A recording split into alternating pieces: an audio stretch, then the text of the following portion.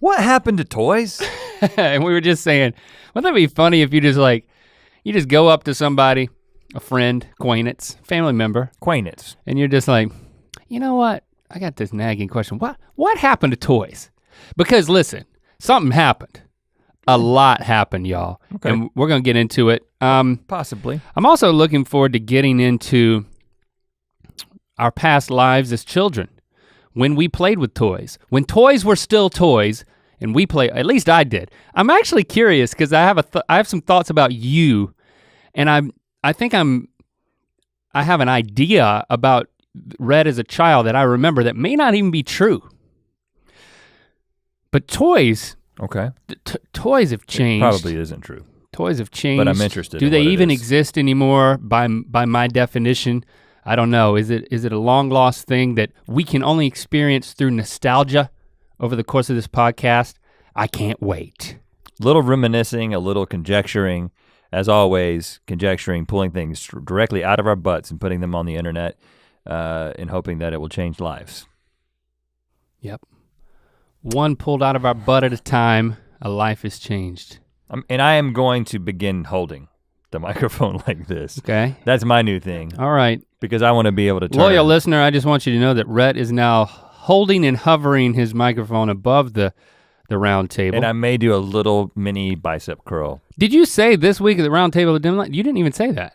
You know what? I did say it. And I've noticed something, and it's been happening more and more often. You may need to go to the doctor. I know what you're talking about. Lately, we've been saying something, and then in the middle of it's so cliche. You say, did you just say that? Did you just say that? Yeah. And I definitely did say it.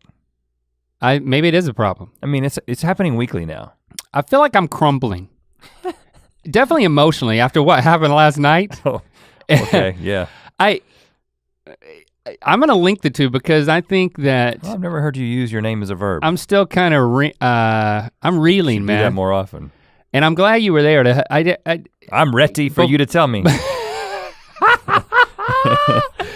Oh, that's so stupid. Yeah, well, I thought that's what we're doing. Okay. Now. I'm still not over what happened, and I'm sorry if you don't want to hear us talk about magic and our interactions with it again, but that's not really what this is about. Yes, what happened last night did happen at a visit to the Magic Castle with our friends. Which has become just a regular haunt of ours now. We got so many people. But I want to go to the Magic Castle. Honestly reeling. And I know it's also funny, but I feel like is it better if I tell the story, if you tell the story from your perspective? Because it's probably better if I tell it. Okay, I agree with that. So tell it from your perspective. I'll just try not to interject too much just to clarify what was going on inside my mind at the time. And again, not to shatter the illusion that this is recorded on the date that you're hearing it. For us, we're recording this right around Halloween, which means that we went to. But it's not dated because no one's heard it until right now when you're hearing it. Yeah, I'm not worried about it. That's all that matters. I'm just letting you know. It's fresh and only for you. So at the Magic Castle around Halloween, they have a special thing that they do. Basically, they call it a murder mystery, and you can wear, you can dress up, you can wear costumes. And another thing that happens is that the performers, the magicians, are all in costume as well and in character. They're not just normal magicians. Which is cool. I will say that we completely abandoned and never even really started the murder mystery thing. They gave us like a list of clues and you had to go read something. And I was like, I don't want to think this much at the Magic Castle. So we abandoned that. Apparently I didn't either.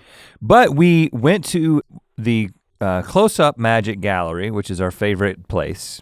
That's the place where our friend almost got into a fist fight with Jason Sudeikis. It holds a special place in our hearts.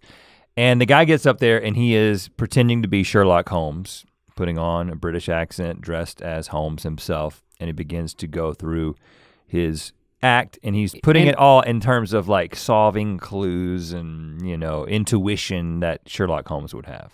I would say he was good. I would say he was good, I would say he was very good. Yeah, I mean, he's a professional magician as far as I could tell. But even the comedic banter, I thought was a nice aspect of it. And then, of course, for at least half of his act, he requires volunteers from the audience. Now, Link is sitting on the first row in a very small, this place holds like 20 people, so it's very small.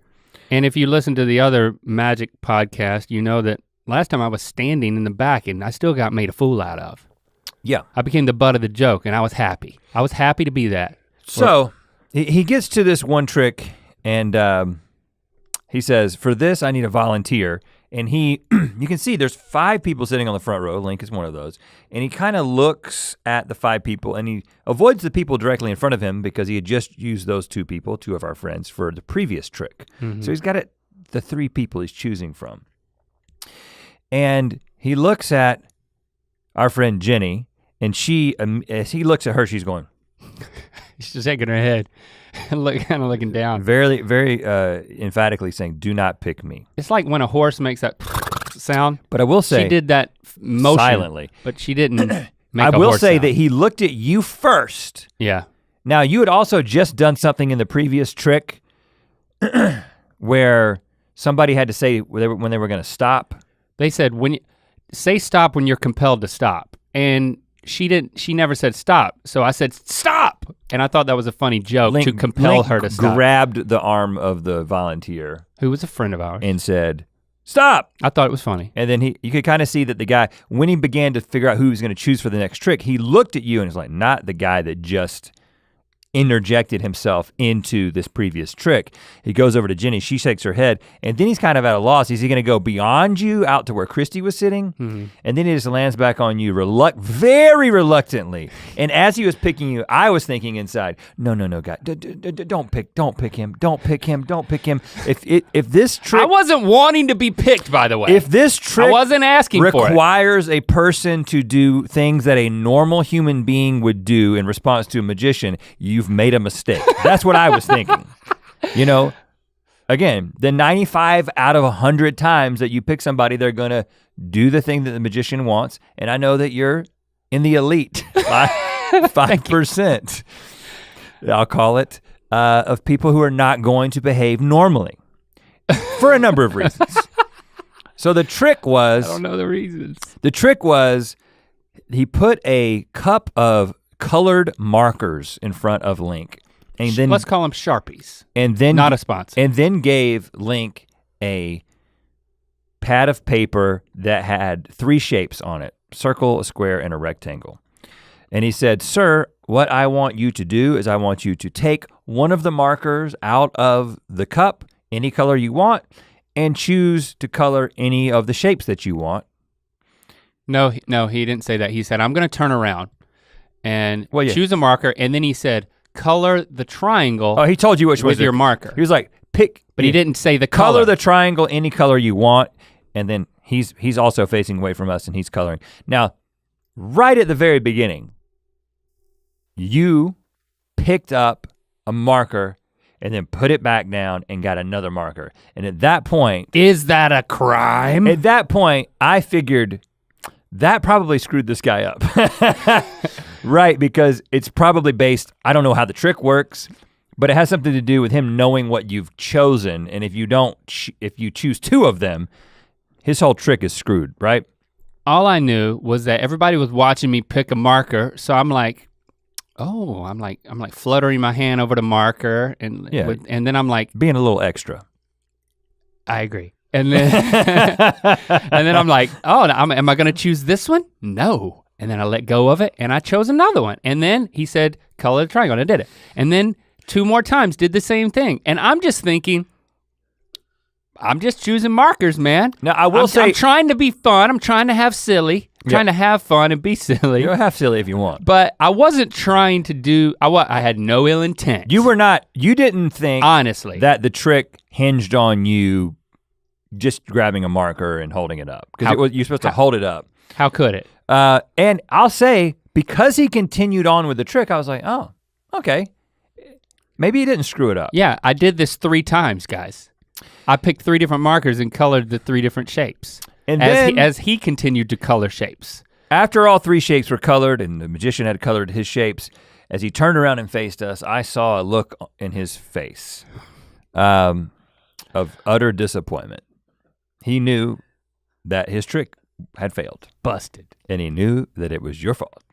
The funny thing is, I didn't know. By the way, all the shapes were colored different colors than mine. And I was still hoping that it was part of the trick. And then he just put it down on the floor. He put it on the floor, he said, usually that's very impressive. Yeah, and I was like, but he said a few more things and he put it on the floor and then he continues with his act. Yeah. So then at the very end, he did like 2 more things. They were great. I'm laughing, just having a silly time, balling. And then. Balling. Then I realized he's done. He's like said his last thing, it's over. He's like telling everybody goodbye. You can stand up, here's the exit. And then I say, hold on a second. I know that I colored that exactly how you told me to. So I know I didn't do something wrong, so why don't you show me the picture that you really drew? And then he said, that was it. And at that moment, after everyone else had already long realized this, I realized I blew his trick. It took me that long to realize. That's when you realized? That's when I realized. Because I thought when he's doing the long play. At the very end, he's gonna be like, and you know what? I do have the one that is exactly like his. I had that much faith in the guy. Oh. And I also, because I had no ill intent, I really thought I hadn't screwed up his trick. And then as we're leaving, I'm like, it's really dawning on me. And I start turning to everybody in the group and I'm like, I messed up the guy's trick. Yeah. I messed up his trick. And then, as I'm doing that, some person not in our group storms up to me. I was talking to you at the time. Another patron, a woman. She was in some sort of a costume, but I couldn't tell you what it was. Go-go dancer maybe? I don't think so. She put her finger in my face. And what did she say? She said, by the way, sir, not cool. Not cool. She said it again. And then she stormed off. We talked to our friend. I was like, as she was walking off, I was like, I didn't mean to. Right, but just to put things into perspective, this probably makes sense, but there is an understanding in the magicians community. I don't know what the technical term is for it, but people who know how a trick works, know enough about magic to know how a trick works, and when picked to be a volunteer, purposely foil the trick. Yeah.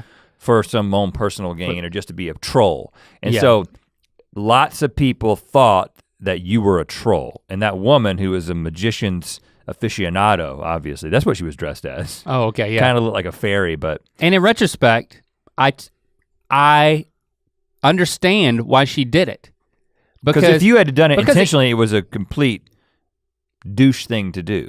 And especially at the end when I'm like, hold on, show the picture because I know I drew it how you told me to. Rubbing it in. And I thought I was giving him an opportunity. I literally, as stupid as it sounds, I thought I was giving him an opportunity because I thought he was about to like blow our minds one last time. And you thought it required you to ask? You thought part of the act was you. Oh, I have to wait for him to ask me to finish the trick. I'm like a child. When I go into the magic castle, I'm like a child. Untrue.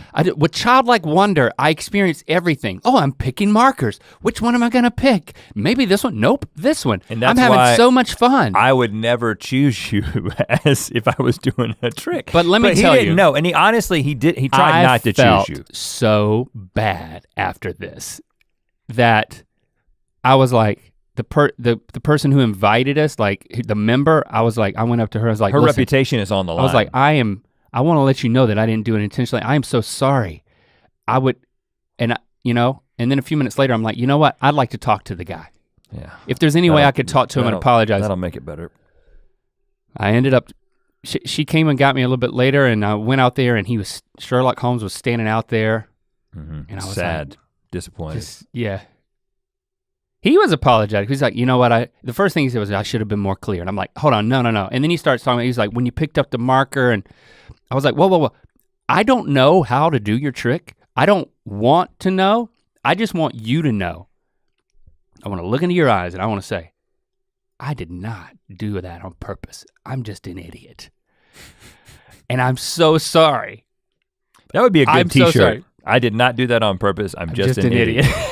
I earned it, man. I felt horrible. I put my forehead on his shoulder. That's how bad I felt. You did that I've on never purpose. done that to a stranger. I was like, that was a little bit later. I was like, I thought I was gonna start crying on the guy's shoulder. Well, that would have been excessive. He probably thought I was a total idiot. Yeah. I couldn't go to sleep. I was thinking about it. Well, here's what it was like. You have a reputation. And, I was like, and our whole group has a reputation now. I'm too impulsive. Because we were all dressed as the same thing. I've experienced a lot of success from just going with it and just being impulsive, but I think maybe for the first time, this was a, whoa, buddy, look what you've done now.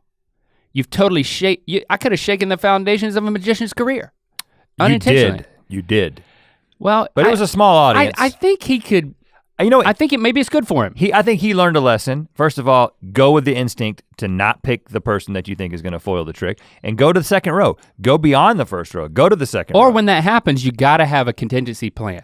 Yeah. You can't be dead in the water. As soon as you screwed up the trick, my advice would have been as soon as you screwed up the trick, he should have backed out and said something like, I'm getting some bad juju from you, I'm gonna use this other person, and then we would have been able to see the trick go. But you know what?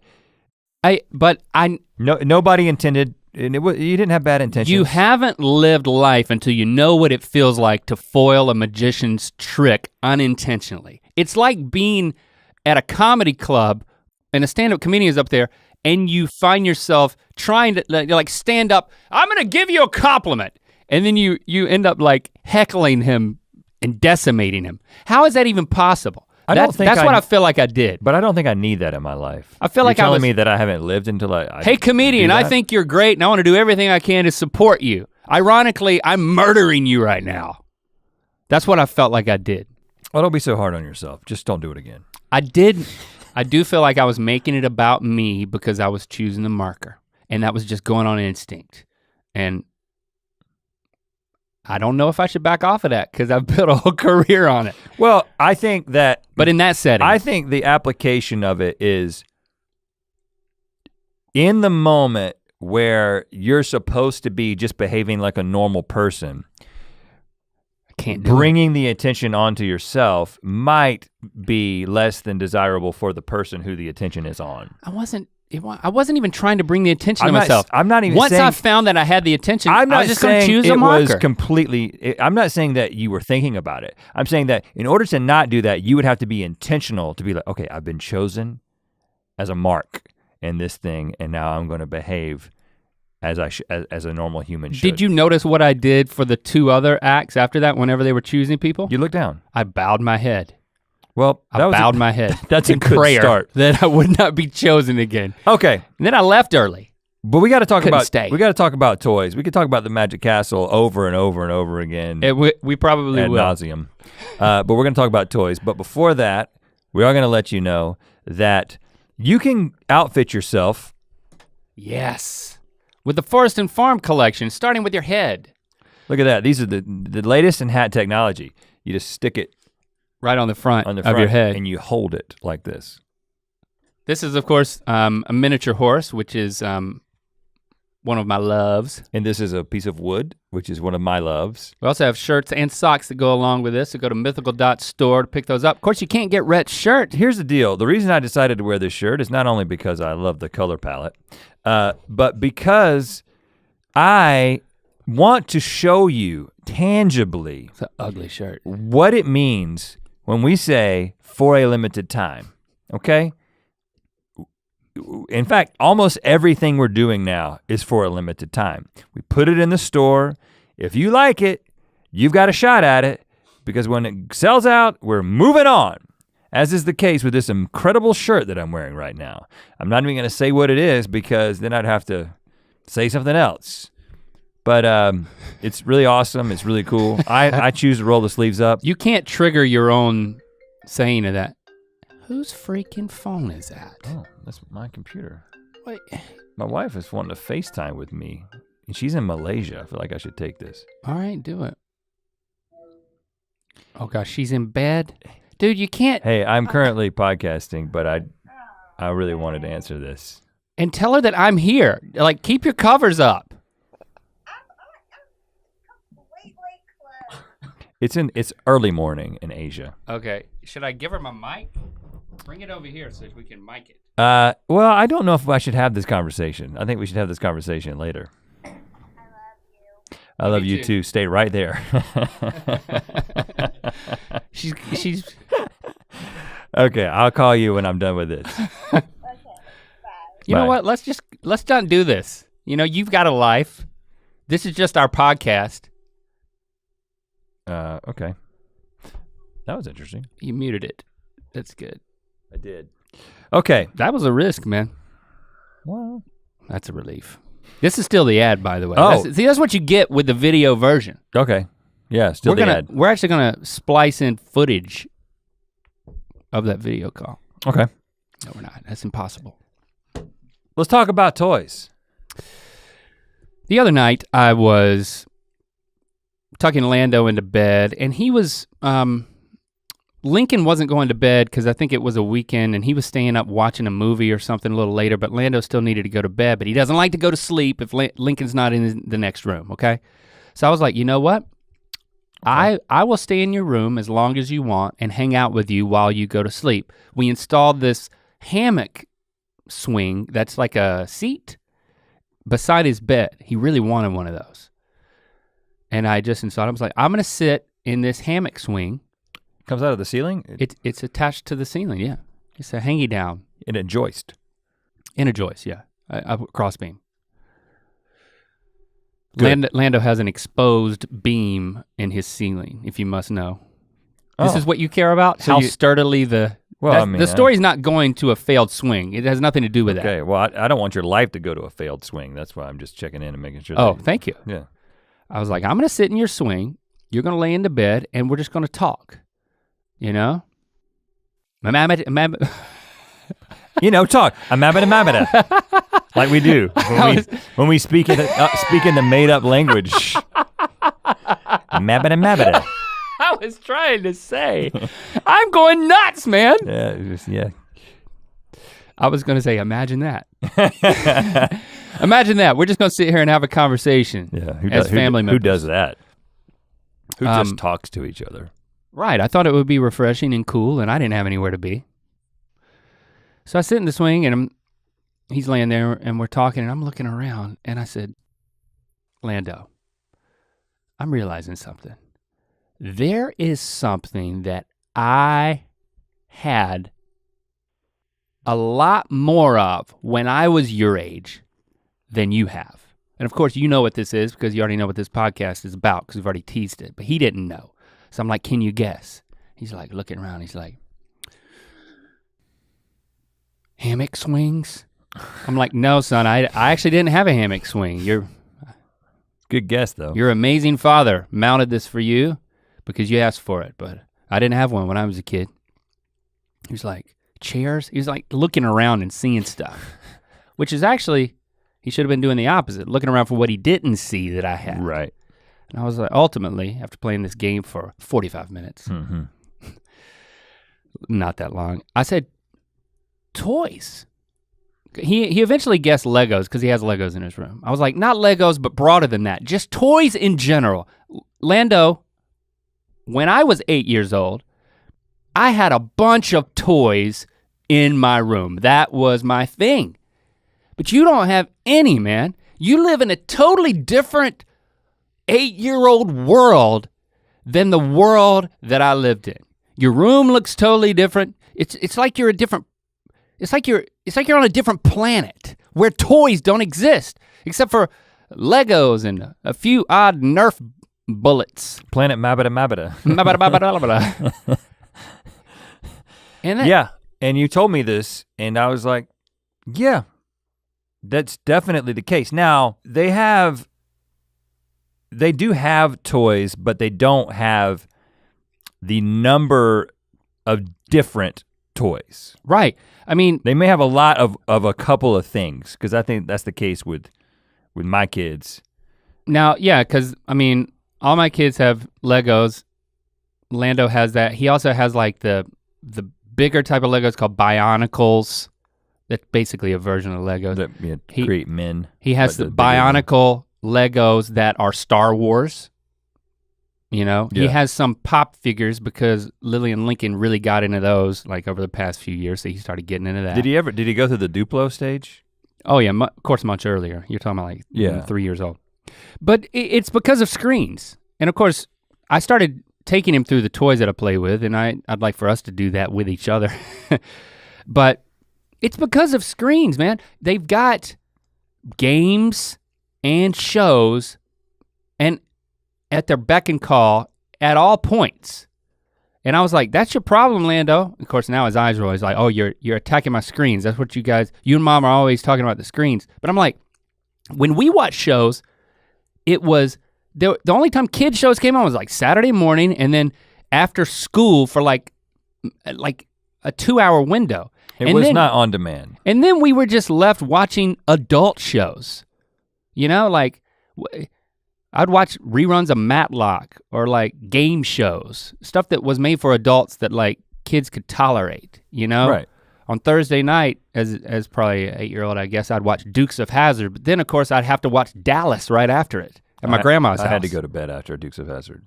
Had to watch a little Dallas. I specifically remember the NBC dong dong dong at the end of the show, and I had to go to bed. But because the screens are so pervasive and any and everything you want. Oh, it's like this show called Fuller House. Lando starts watching that, and then he just binge watches all of it. Well, and they also it's the access they have to the number of shows that are, you know, kind of catered towards them. The fact that they can watch it at any time, and the fact that there's more screens has created this situation where they're all watching things incredibly personalized. So at any given time, everybody in your family is watching something different, on their own screen with their headphones on and in their own hammock. And I'm sure because it's so much more, it's a passive experience. Not quite as much with games, but you're gonna gravitate towards that because it's limitless. It's so easy and it's so enthralling. Because I think as we talk about the toys that we played with, my theory is that we're going to realize why compete. You just give somebody the option between something they have to apply a lot of imagination to and then something that all the work's been done. Just the natural human response is to go towards that thing that's an easier thing, which ultimately could be a bad thing as well. I started to explain to Lando. I was like, Lando, when I was your age, I was into these action figures called He-Man. It was actually called Masters of the Universe, and then the main guy was called He-Man. And he was a muscle bound, and I'm talking extremely muscle bound. Like if this was a real person, it would be like a bodybuilder who was 6'1", but weighed 800 pounds. Like, seriously. Yeah, had very large pecs. He had very large everything except for clothes, which he wore fur underwear, and then he carried an axe and a sword, and he had like he wore Uggs, and he walked around in Eternia and fought a purple guy who had just as much muscle as he did. A matter of fact, he had exactly the same amount of muscles. Same mold. It was the same mold, but his head was a purple hood with a yellow skull in it. Skeletor, man. Skeletor. And also, and it started he was like, what? This is crazy. And he rode a cat, a tiger, that, well, first of all, you gotta talk about the fact that green cat with orange stripes called Battle Cat. He was a lot like Superman in that he had a normal non-He-Man persona that was Adam. Right. Which is a great name for your non-super persona. He wore pink and he liked to bake. And what was seriously? What was the cat's name? Cringer. Cringer, and then Cringer became Battle Cat. Battle Cat. A tiger, a green tiger that had a saddle. And all he did was put a helmet on, right? And that's when he became. Yeah, I don't know what would make him. I can't read that. What's it say? Prince Adam. Prince Adam. Yeah, he was a prince. So you had that. I had the whole set. I had the castle. You did? Yeah, I had Skeletor's castle, and because he had it, there was another little guy, like a short ghost. There was like a short ghost guy. Orko. Yeah. Yeah. I don't remember whose side he was on. He was like an oracle, like it was kind of on both people's side. I don't know. He was kind of like the Jar Jar Binks of Eternia. And it like he was just, if you looked inside his face and it was just eyeballs and it was dark. Yeah. Anyway, I had that whole set and spent quite a bit of time playing with it. And you had the castle as well? Oh yeah, I had a Castle Grayskull. I had it at home. I also had one at Nana and Papa's house. Oh, you had a backup. Well, it's kind of like when you get old, you have reading glasses everywhere.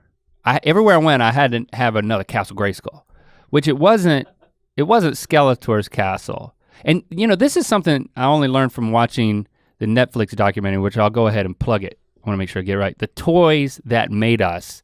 If you're 40 years old, if you're 35 years old, then you're gonna love watching that and hearing all the backstory about it. So I highly recommend it, and that's why it's so fresh in my mind, because I've been watching this some of the times with the kids and they get a kick out of it. Castle Grayskull was whoever had both sides of the sword, that Skeletor had one half of the sword, one side of the sword, and He-Man had the other side, and whoever could get both sides and put them together could then unlock Castle Grayskull and go inside and have by the power of Grayskull, you could become amazing. So who lived in Castle Grayskull? Well, here's the thing. I actually didn't watch the cartoons or read the comics that came with the He-Men, is what I call them. Watch the cartoons? I didn't even watch, I just played with them. I didn't even know the stories. I didn't know what I just told you about combining the swords. I just like collecting these super weird characters like Beastman or Mecha-Neck, a guy whose neck went up, or like, and that's all from Masters of the Universe? Yeah. Did you have them all? Like Manny faces? I had Manny faces. You would twist his head and he would have different faces. Okay, so, but just describe to me, well, I'll just quickly say, because I wanna come back to how you played with those, but like, as I was kind of thinking back, the list I made was those action figure sets that were based on properties that existed, TV shows, movies. He-Man is the one that was the first in my mind because it was big, but of course I had G.I. Joe, not to the degree you did. I had the whole Thundercats set, which was actually my brother's that was handed down to me. Mm-hmm. So all the Thundercats and whatever came with them. I had a absolute crap ton of Smurfs. What? Because the thing, when I would go to your house, I think we were older when I started going to your house. I think that's what it was, because my theory was you didn't play with many toys. Because what I remember the first time I went to your house was posters of basketball players, Michael Jordan, Spud Webb, dunking in your bedroom. I don't remember any toys anywhere. Well, by the time, but that must have been later. I mean, I'm fairly confident that I stopped playing with them on a regular basis before you did. I mean, none of this made it to middle school. Like, not a chance. And sixth grade, definitely didn't make it to sixth grade. For me, this is like first grade through fourth grade, maybe into fifth grade. Also, by the time you turn 8, typically you're getting out of like action figure play type thing, maybe 9 years old. The other thing that I think is a little different, and this is evidenced by the way that you treated your WWF action figure set, is that when I had somebody over, I was like, that's not time to play with toys. Like I was like, oh, I've got somebody over, we're going to go outside. Yeah. We're gonna go outside, we're gonna get into something. These toys are for when it's raining and I have to be in my room. Last resort. The toys were not something I was super excited about them initially. I would set them up, but then within 7 days, I was missing pieces of it. It was kind of weird and kind of off. And I never like tried to like, did you create like stories with them? Because I would like play with them a little bit and then I would combine a bunch of them and then I would kind of lose interest and move on to something else. Broom them into a box that you wouldn't open. Well, yeah, knowing the you now as well as I do and applying that backwards, I would say you probably lost interest, whereas I would dig deep. I remember for G.I. Joe was the one, and I was telling Lando this too. I was like, it's army men, but they're like fully articulated and posable. And that's when I realized, I told him, I was like, I I didn't so much as play with my G.I. Joe men as collect them. And then I read a lot about, like they had like dossiers and like on the back of the packaging, it would like describe all of their detailing. But I would collect them, and B, I would set up I would pose them. You know, they had a hole in their boot, and then they had pegs on all their vehicles. And so you could stand them up and like put them in dynamic poses. And as I was telling Orlando this, I realized, you know what? I didn't play with my toys. I created still life. Like that's what I did. I remember I got the mobile command center, like the biggest thing that G.I. Joe had made. It opened up like a 3-tier tackle box, and it was as huge as this table, at least in my memory. And I would take all of my G.I. Joe guys and I would position them all over it and pose them. And then once I got it exactly how I wanted it, I'd leave it. And when I came back to it, I would just look at it as if I were walking through a museum and someone had created a still life.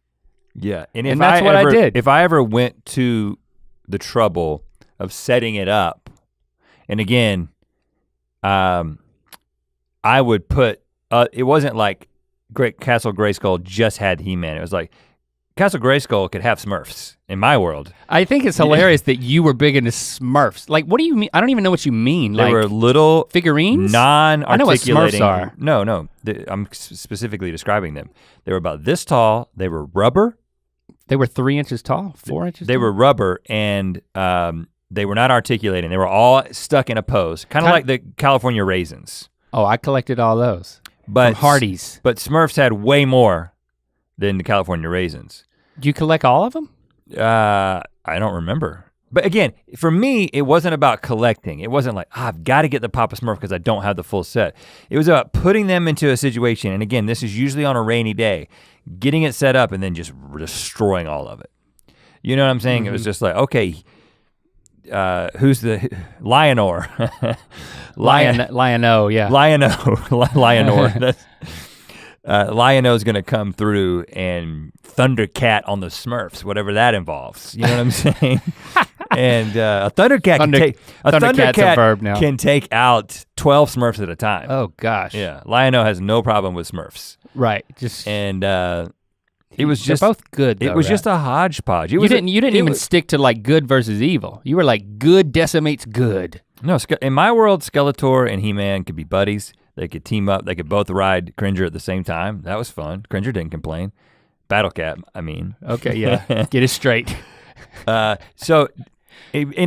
room was way too messy to create any sort of like lasting scene or like set it up. And of course, my kids are exactly the same way. Like there's not, we'll get into what they have and what they have had, but it's not set up in a way. It's set up in a way to interact with violently and then destroy at some point and then have to be replaced. Yeah, to me it was just about the scene, the perfect scene that you wouldn't touch. And if people came over, like my younger cousins, like Kurt, one of his first memories is coming over and getting very upset that I wouldn't let him touch anything in my room. Yeah, it's not playing. And like his mom, my Aunt Teasy was like, she thought I was she knew I was strange, but at that point she was like, that boy is strange. And I also think because I'm an only child and I was in my room and you know, it was my haven and I had to build these worlds that like, then I would just admire and like perfect. You know, I think that's the operative word, right? I've got to perfect the collection, then I can perfect the scene and don't touch it. And this is where I'm God. I'm in control. And it felt really good to like have it all together. And I also didn't have, like you, an older brother that was like, well, I do this. And if you want to be cool and aspire to be older, then you might want to do that. So at first, maybe that's a little Thundercat action. When he's not looking, you're gonna steal it and decimate your Smurfs. But then later, it's like, hey man, I'm kind of done with toys. I'm more of like a cool sports dude. So why don't you come outside, or we're gonna play a game where we hide in the woods in the dark. Be like, count me out. The things that Cole would do with you, right? We were definitely outside if you could be outside, we were outside. And it wasn't that I didn't go outside, but me going outside was an extension of becoming G.I. Joe. I don't know if you remember this, but I invented this elite group of kids in Harnett County called the Army Investigators. And I had a trapper keeper that had a dossier in it and missions, and I drew maps of my neighborhood, and I would go out, me and, I was the only member. But then you would come over and I would take you on these missions, and I would have Jimmy, my stepdad at the time, his gift to me would always be stuff from the Army surplus store, which was really cool if you think about it, because he took my love for G.I. Joe and he said, hey, let's bring this into the real world. Not with guns, but with belts and binoculars. Vests. Like the binoculars that are in our book that I still have at home in my bedroom now when I spy on my neighbors. He gave me those camouflage binoculars and I would take them out into and I wasn't a part of that, and then we did the same thing. So I think this is it shows you what the geography does. The fact that we lived 2 miles apart before we were riding bikes across town to see each other. Right. So, because Jeremy Fisher, who lived on my street, and then my brother Cole and I were the explorers. And we called ourselves the explorers because we had duck boots that were said explorers on them. Okay. And so that, you know how behind my house, there was Bowie's Creek went behind my house and down into the woods, and how all those different parts of the creek were named different forts? Like Fort U and Fort Deadman, and then Fort Bowie's Creek. No, what are you talking about? You didn't know about this? No. Fort Silverstone? You made up these names? Jeremy so my brother was 3 years older and Jeremy was 2 years older, and then me and then Peter Dinklage next door were kind of all a part of it.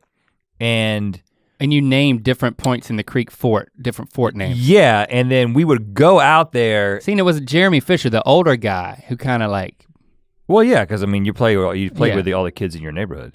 So, and then later I would spend a bunch of time out there by myself. I was I got to go check on Fort Bowie's Creek today. See, the only guys in my neighborhood were those two twins who lived on the other side of the cat lady, Miss Bolden. Yeah.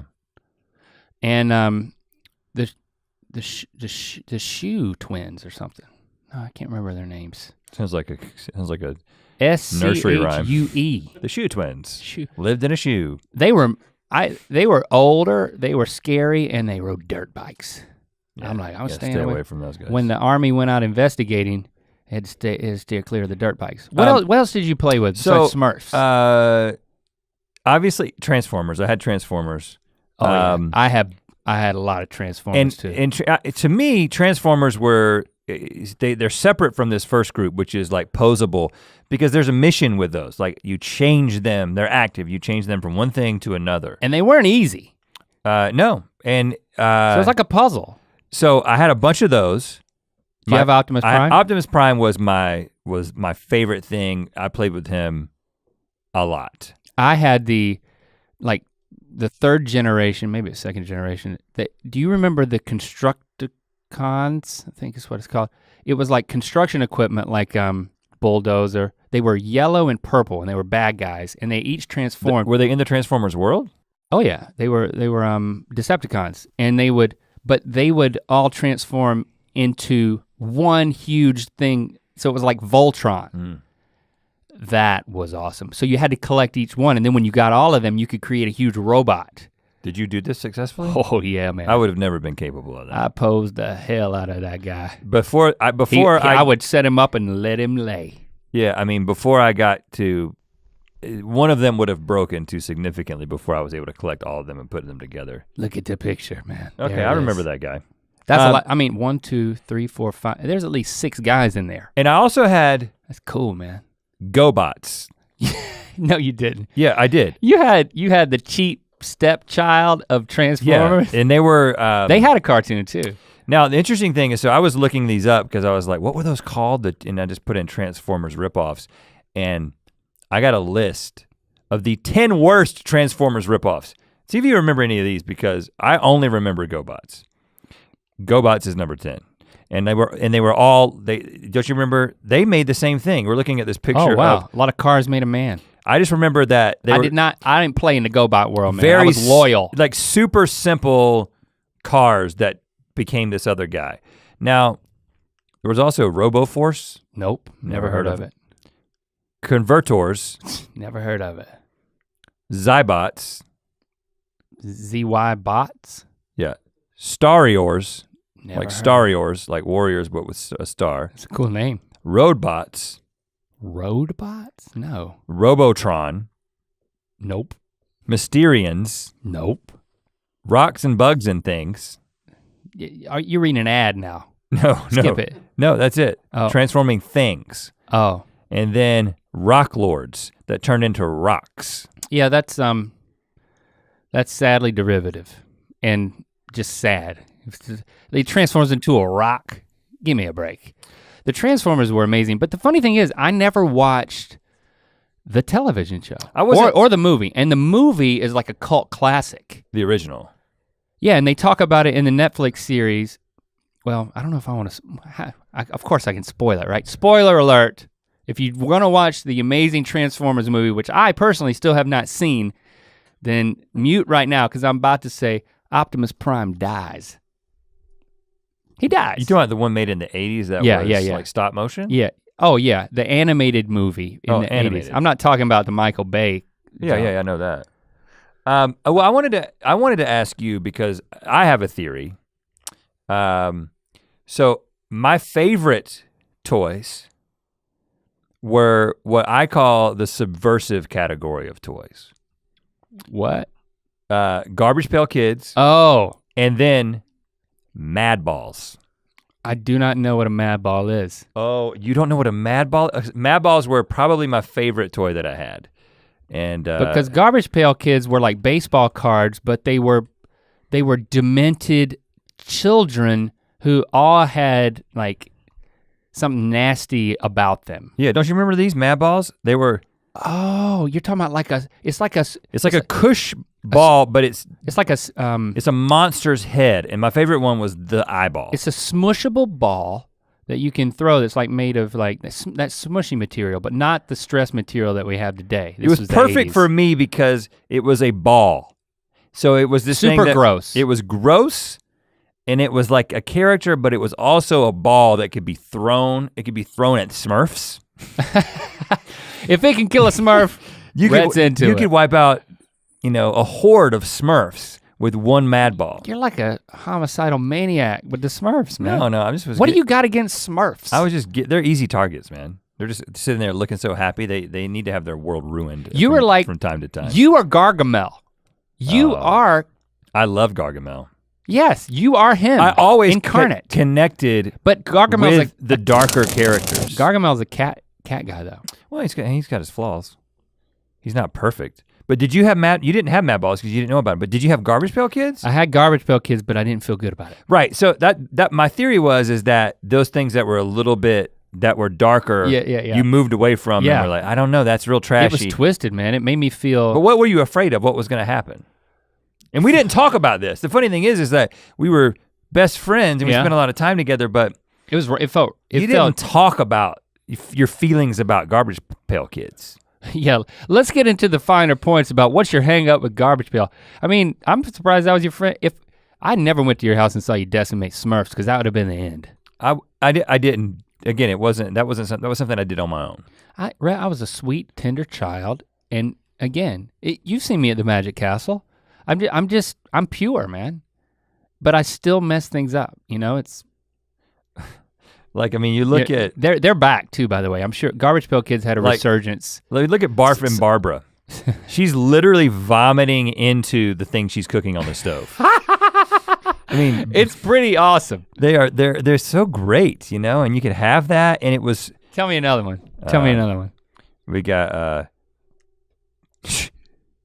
Choking Cooper. Oh what gosh. Crap. Choking Cooper is being constricted by a large snake. He's dying.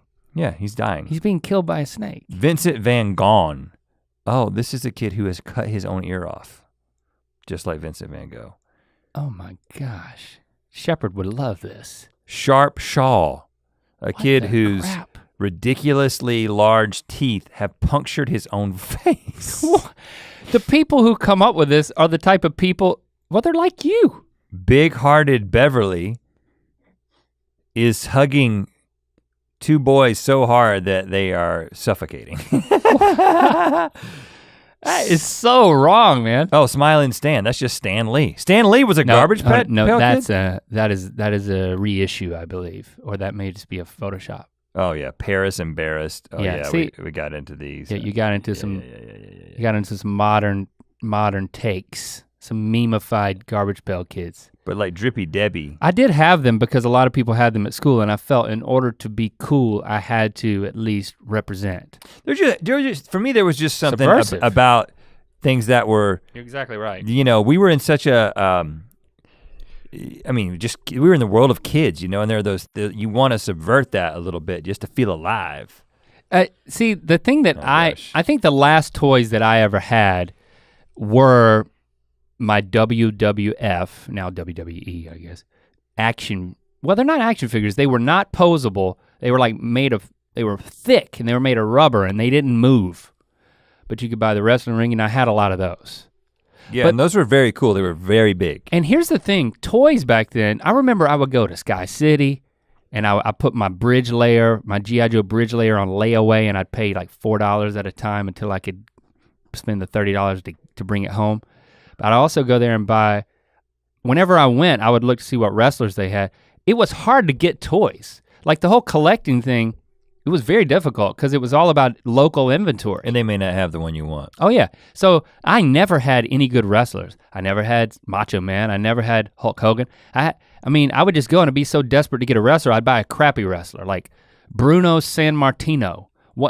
I'm not saying he's a crappy wrestler, but for a guy, I never saw that guy wrestle. He was he's an old school wrestler that for some reason, for nostalgia's sake, they made. I didn't know who he was, but right. I bought him because I needed to buy a wrestler. There's always like Todd Johnson, like a guy who's just wearing like a singlet. Well, no, they were all legitimate wrestlers, but yeah, I never owned Hulk Hogan or Andre the Giant. Really? Wow. Because they didn't exist and there was no Amazon.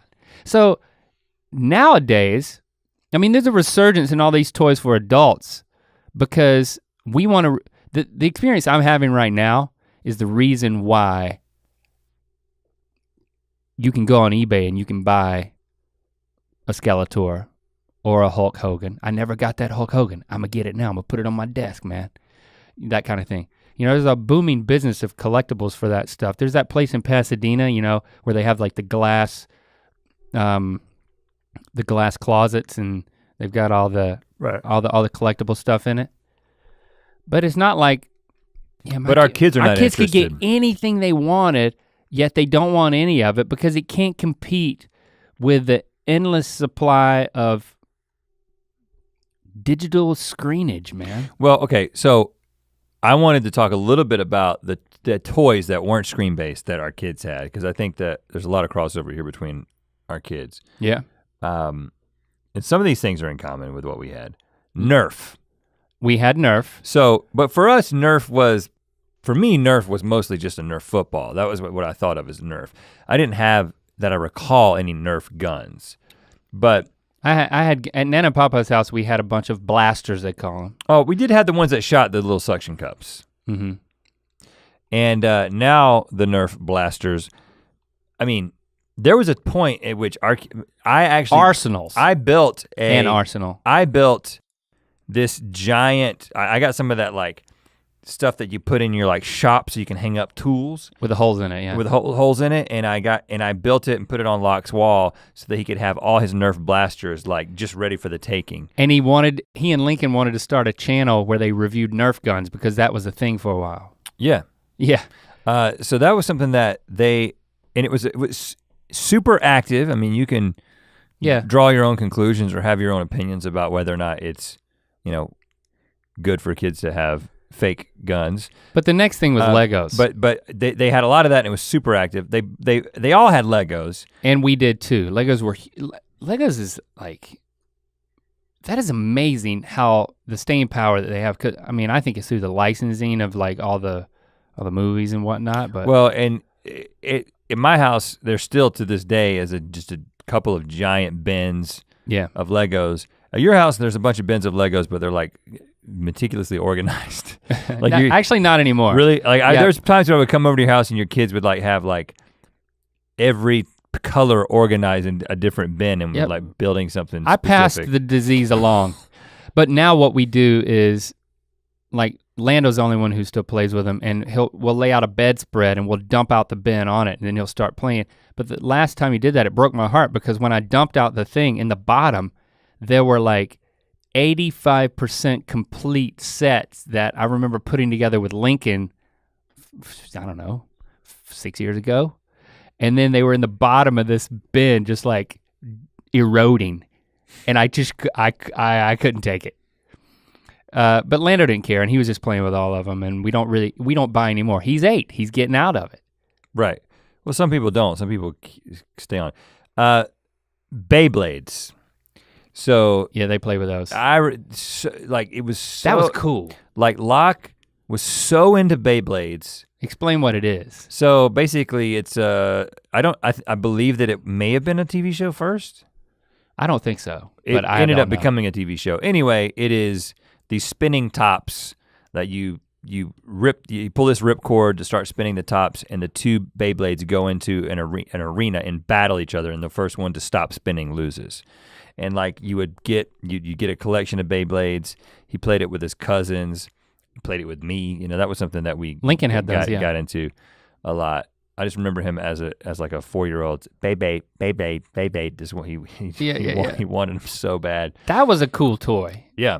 Because there was competition, that you had to pull a ripcord at least. You got to work out. That's a very like 80s style toy. Yeah. That's completely, you know, the whole deal is analog and very tangible. Beyblades, let it rip. And they were into that. And I think Lincoln had the same thing. And the funny thing is like Shepard really didn't care about Beyblades because the difference between a 14-year-old and a 10-year-old even, or 13 and 8 or 9, is that our youngest two kids kind of came up with screens were a bigger part of their playtime than for our older kids who had more of those tangible toys. Yeah. Because we never did, you know, Shepard has Legos, but he doesn't play with them as much as Locke did, and he doesn't have any Beyblades. He played with the Nerf blasters, but not as much as Locke did.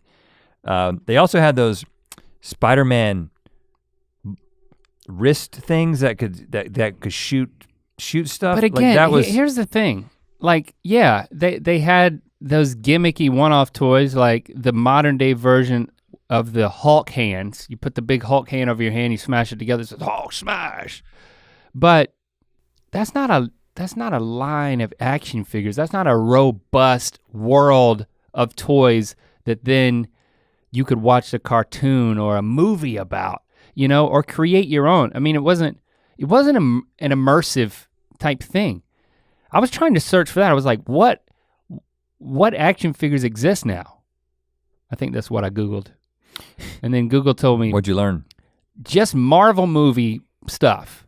I mean, just movie action figures basically, but it's not a big deal. Like if you walk down the aisle, a toy aisle, you'll see Infinity War posable characters, but it's derivative, you know? It's like, it's not the main thing. Of course, the Star Wars toys are still around, so those are action figures now. But the magic is gone, man. The action figures, if it's just an action figure that doesn't do anything, if it doesn't shoot something, if it doesn't light up, if it's not part of some AR experience, then it really, beyond collecting, you're basically just in the world of collecting things. What? And there's only so many kids who care about that. And I mean, the pristine example of collecting things now are these pop figures, which all of my kids, I think Lily and Lincoln are finally getting out of it, but still, and this kind of goes into adulthood, that like, if you really like a property, you wanna have that thing sitting around. And if you're my kids, you don't want to take it out of the box.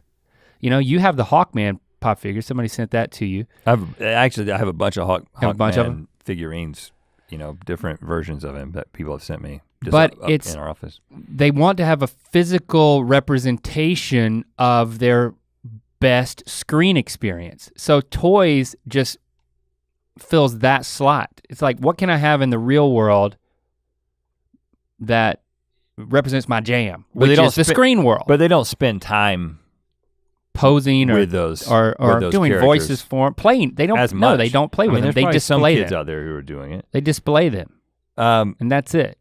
Well, and one of the things that kind of ties into this is, it's not just about screens, because I want to talk about, you know, how we counteract that a little bit with some of the tangible toys, but it definitely is the death of retail is a big part of this, you know. So obviously this is the year that Toys R Us went under for good, and at least do they still have a website, or is it I don't know, but the retail, all the stores closed, and I would have thought, okay, well, they closed because of Amazon, right? They closed. They're being impacted in the same way that lots of retail stores are, and that's true. They're being impacted by online shopping, but it wasn't.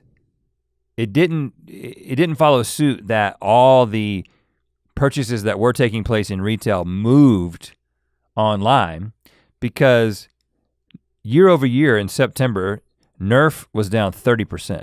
And this is largely attributed to the death of Toys R Us. Okay, so they still have a website. But because there is something about being in the presence of toys, going to, you know, we used to go to Brindle's. We talked about that. Yeah. Brindle's was a weird department store that had, for some reason, my dad had decided that Brindle's is where we get toys for the boys. And lawn care equipment. You get anything there. It was kind of like a Sears. And but there's something Sears about going under too. Going and seeing it, picking it up in the package.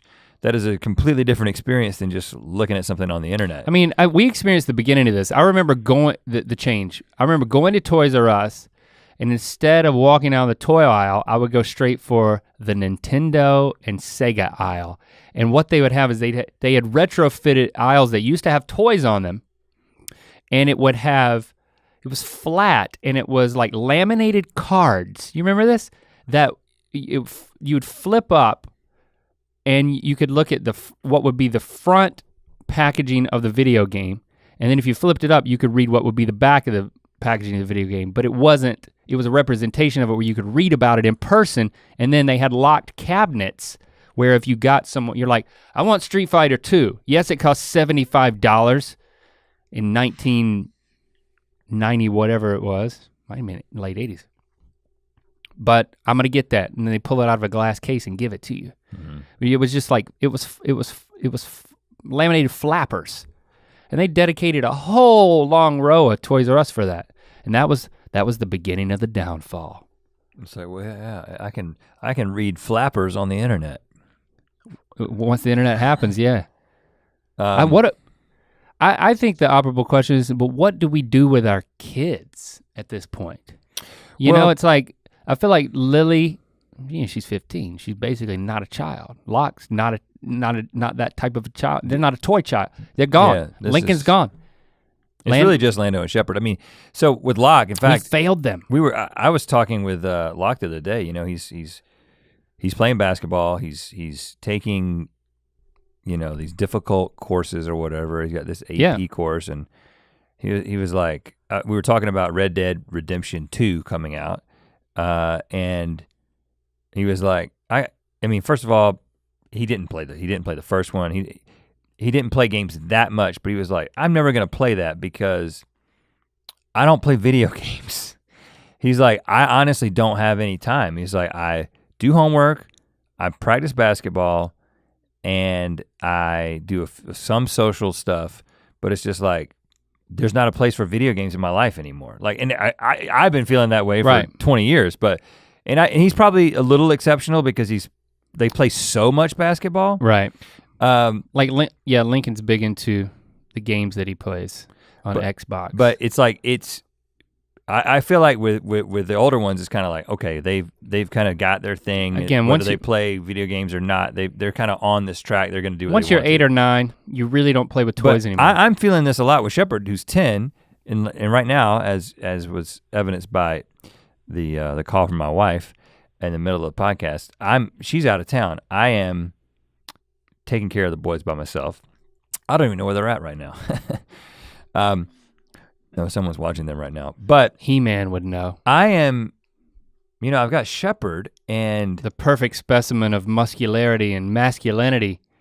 He would know if he were a dad. Locke is he's sterile though. Is taking Locke's got all his stuff figured out, but Shepard is like just wants to be on screens, man. He just wants to play games. Yeah. Roblox is his thing. On the computer or be watching something. And he has a limit on each one of those. And I'm like, Shepard, okay, time's up. You have to do something else. And I'm like, go outside. Now, first of all, it's not like it was when we grew up. I can't just say go outside and roam the neighborhood. You're confined to our yard. But what if we said, yeah, because Lando is a similar situation. The thing with Lando though, he's very craft oriented. He's very like inventive and artistic. And basically that boils down to being obsessed with slime. Like he loves slime because he makes it from scratch and he like makes all different types and he like looks at the videos on how to make the different types but he also does other art projects as well. And he's not as screen oriented maybe as how you're describing Shepard, but still it's so much easier just to turn to the screen. We have to get him on his projects and like get him all his materials and but I'm wondering, what if we kill two birds with one stone? Go on eBay, start buying all these vintage toys to like restart my collection. I can't believe I sold all my G.I. Joes in a big cardboard box at a yard sale in my nanny's front yard for like $20. I sold them all except for Medic and Gung Ho, my two favorites. I still have Medic. I still have both of them. Right. But all the other ones I got rid of. In the book. So I'm gonna collect all of them and I'm gonna say that it's so that Lando can experience toys, but that's really not the truth. But that's a side benefit. We're gonna play together with toys. My toys. I think that's a bad plan. I don't think that's gonna work. Wow, I was getting kind of excited about it. Thanks for crapping all over it. Well, I think that first of all, if Lando is Can I get He-Man? Really into the crafty stuff, you just keep giving him more opportunities to do that. If he can occupy himself with that. But I think he could get into He-Man, She-Ra, Tila, Cobra Khan. I don't think he will. I think he might observe you doing it. That would be an interesting study of his father. Okay, Lando, get off the screen. You're gonna watch me play with He-Man again. Play with He-Man. I could bring some Smurfs over. Rhett's coming over with his Smurf victims. Yeah, I could teach your kids how to kill Smurfs. That's kind of funny. Let's get out the blowtorch and burn some. Let's have play dates. Just again, me and you? With the boys. Okay, all right. They're almost too old for this, I'll bring Lion-O. Let's have a play date. Who was the blue Thundercat? I actually liked him more. He was voiced by the dad on Cosby Show. Remember when we found that out a couple of years ago? Oh yeah, by Cliff's dad, or by Claire's dad. I think it was Claire's dad was the voice of the bald, he was more of the tech guy. He was like what Donatello was to the Ninja Turtles. Oh, and I actually think after Wrestlers, by the way, I think Teenage Mutant Ninja Turtles was the last toys that I actually collected. Mm-hmm. I never got into them. And those are still around. That's an action figure set and a world that still exists for younger kids, and I think that may be what I'm looking for. Well, I think what I'm looking for is I was looking at the He-Man was nuts though, man. Just if you don't know about these characters, they're all so ridiculous because they were invented from thin air by a toy company. Here's my theory, and I think you talking about the crafty stuff is what is giving me this theory, because there's we've done a couple of things like robot kits and the science-y kit kind of thing. Those are big now. And Shepard gets into those. it's partly my fault and partly my wife's fault. We're not patient. And so if it's just like, can you help me with this? Can you help me make this slime thing happen? If it requires me to step in, I just don't have a lot of patience. Yeah. And I'm just like, just do what I did and just figure it out, man. Yeah, man, you don't really have to be a parent. Take some Smurfs and murder them. Yeah. But you're basically trying to be an 80s parent. yeah, right. Yeah, my parents didn't pay attention to me. I don't want to pay attention to my kids. Parents nowadays, ironically, there is an expectation that parents are supposed to play with the kids. Guys, you're too involved. That didn't happen in the 80s. Let the kids be free. Learn some stuff on their own. But I'm looking at what the Toy Insider hot list for 2018. What is it? Well, first of all, I'm gonna skip a lot of these because they're just dumb. Now, okay. Shepard has a Nintendo Switch, and in this Labo stuff, you can make all this crap. But then you're building a steering wheel and a gas pedal out of cardboard, but then you're playing a video game. Don't fall for that. Well, okay. They're still playing a screen. But the crafty time that goes into building that's pretty interesting. Well, okay, first of all, there's a freaking game you can play with your Amazon Alexa called When in Rome, and Alexa keeps score. That's cool. I read about that because people from various regions give quizzes from where they are in their own accents, and you play with your family. I think board games and like family-based or party-based games, those are still happening, and I think that's a very important aspect of toys that still exist and that I'm personally passionate about. But I'm getting to the thing, along the way I wanna point out a couple things. Okay. Rise of the Teenage Mutant Ninja Turtles Epic Sewer Layers playset. That's bigger than my mobile command center. This is giant, it's taller than this child. That's very 80s. This child's on his knees, right? Yeah, well, I think you kind of ruined it. It's got a slide and Michelangelo is coming down the slide on a skateboard. It's pretty awesome. Pizza. So that's pretty throwback. But the thing that I saw that I was interested in that looked like a combination of a lot of things. Okay. Was this last one, when I get to it. This. The Thrill Rides Bionic Blast roller coaster building set. Oh, wow. Okay, well. Okay, so this has a couple of things, right? It looks like Tinker Toys. It has, you have the ability to build the roller coaster. And you put a marble on it? No, you put a coaster on it. A coaster? No marbles involved, man. Because for many years, there was a marble run thing that you could build like that. But then, it's included is a cardboard VR viewer, which I guess you hook up to you put your phone in there. No, listen, because this gets them in because it's still about screens. Because now they can look at from the perspective of the roller coaster and then you see it and you ride the thing that you just built. I think that the future is, can you bring, and that's why it's like Roller Coaster Tycoon Sims in the real world. That's why I like the Labo stuff, because it's based on the fact that they've got this interest already in video games and screens, but it's bringing them out into the real world, into some sort of tangible analog experience. Can I have that whenever Shepard's done with it after 2 days? Well, yeah, we're gonna do it, and then I'm gonna put a bunch of Smurfs on it, and we're gonna run those Smurfs over with the car. So you're gonna teach them a life lesson. See, you're gonna eBay Smurfs. Thinking about it. You're joking. You're not gonna do the Smurf part.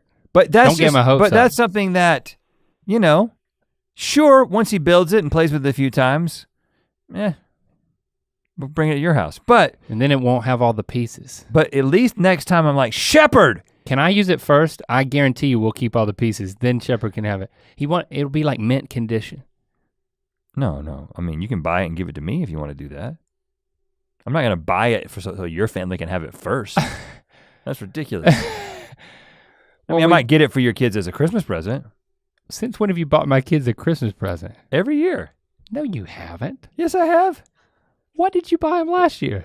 A bunch of Smurfs. No, you didn't. No, we get your kids birthday presents. And that's the kind of thing hold on, do I give your kids birthday presents? Our wives handle that, man. But yes. They have feelings. they care about our kids' futures.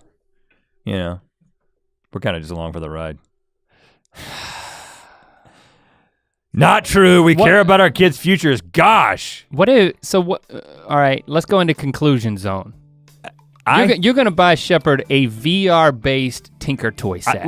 I'm gonna go and call it a day. I'm saying that I'm gonna resurrect my He-Man collection. No, I'm gonna buy more toys. I'm gonna get more toys for the kids because I actually want to get them toys so they'll get off of screens. And if there's a transitional moment where they have to use toys that also use screens, then so be it. You're not, just for Shepard. He's gone. Whatever I screwed up with Locke is done. Right. You know what I'm saying? His personality is set. Man. The trauma is locked in.